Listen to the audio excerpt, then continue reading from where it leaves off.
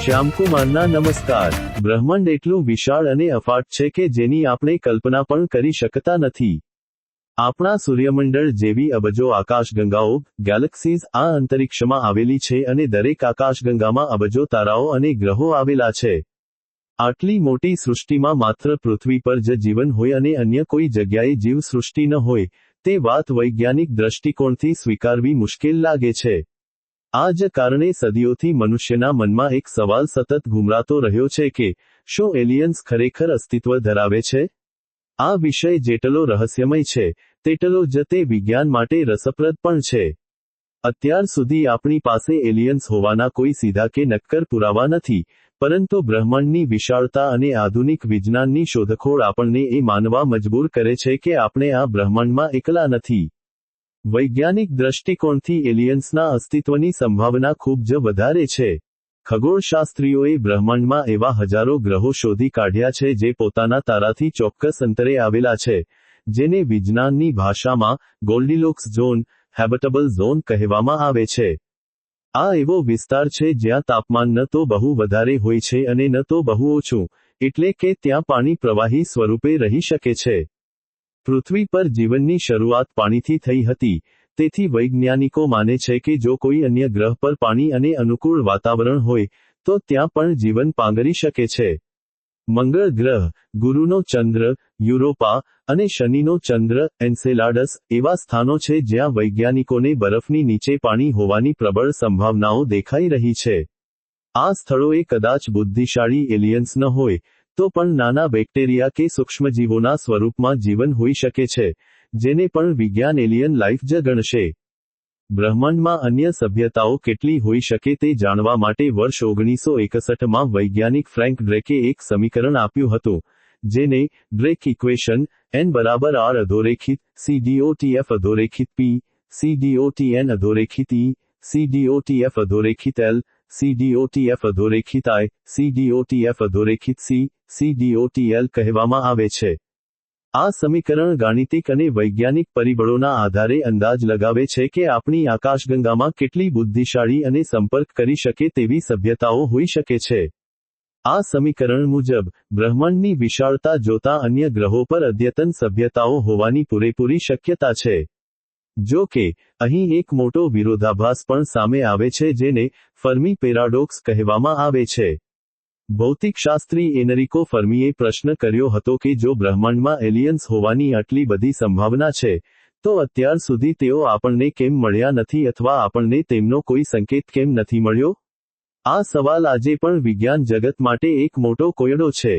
બીજી તરફ, પૃથ્વી પર અવારનવાર દેખાતી અનઆઇડેન્ટિફાઇડ ફ્લાઇંગ ઓબ્જેક્ટ્સ, UFO, અથવા જેને હવે વૈજ્ઞાનિકો UAP અનઆઇડેન્ટિફાઇડ અનોમલસ ફિનોમિના કહે છે, તેના કારણે એલિયન્સની ચર્ચાઓ વારંવાર જોર પકડે છે।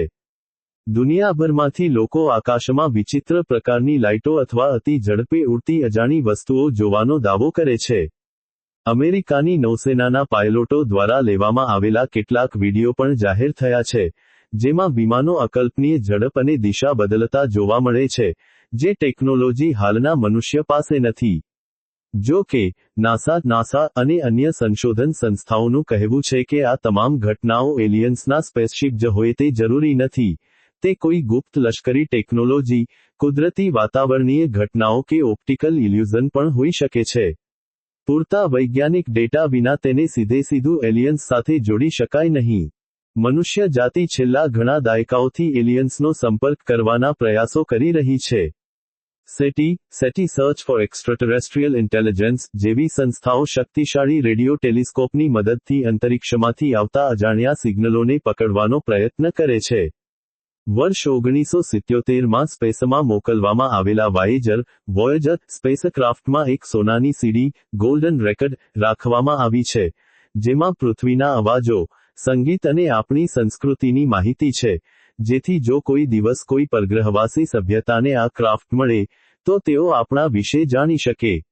આ ઉપરાંત, James web space telescope JWST જેવા આધુનિક સાધનો હવે દૂરના ગ્રહોના વાતાવરણમાં રહેલા વાયુઓની તપાસ કરી રહ્યા છે, જેથી ત્યાં જૈવિક પ્રવૃત્તિઓ, બાયોસિગ્નેચર્સ ચાલી રહી છે કે નહીં તેની ખબર પડી શકે। એલિયન્સ પ્રત્યેનો આપણો દ્રષ્ટિકોણ મોટે ભાગે હોલિવૂડની ફિલ્મો અને કાલ્પનિક નવલકથાઓ દ્વારા ઘડાયેલો છે, જેમાં તેમને મોટા માથાવાળા, વિચિત્ર આંખોવાળા અને પૃથ્વી પર હુમલો કરનારા જીવો તરીકે બતાવવામાં આવે છે. પરંતુ વાસ્તવિકતામાં એલિયન લાઈફ સાવ અલગ હોઈ શકે છે. શક્ય છે કે તેઓ માત્ર પાણીમાં રહેતા નાના જીવાણુઓ હોય, અથવા તો એવું પણ બની શકે કે તેઓ આપણા કરતાં હજારો વર્ષ આગળ વધી ગયેલી ડિજિટલ કે આર્ટિફિશિયલ ઇન્ટેલિજન્સ AI સ્વરૂપની કોઈ સભ્યતા હોય. બ્રહ્માંડના અંતર એટલા વિશાળ છે કે જો કોઈ ગ્રહ પર બુદ્ધિશાળી જીવો વસતા પણ હોય, તો પણ પ્રકાશની ઝડપે મુસાફરી કરવા છતાં તેમના સુધી પહોંચવામાં કે તેમના સંદેશા આપણા સુધી આવવામાં હજારો વર્ષ લાગી શકે છે. આ અતિશય અંતર જ કદાચ આપણા વચ્ચેના સંપર્કમાં સૌથી મોટો અવરોધ છે. અંતમાં કહી શકાય કે એલિયન્સ ખરેખર અસ્તિત્વ ધરાવે છે કે નહીં તેનો કોઈ આખરી અને સત્તાવાર જવાબ અત્યારે વિજ્ઞાન પાસે નથી. આપણે હજી સુધી કોઈ પરગ્રહવાસી જીવને પ્રત્યક્ષ જોયો નથી કે તેની સાથે વાતચીત કરી નથી.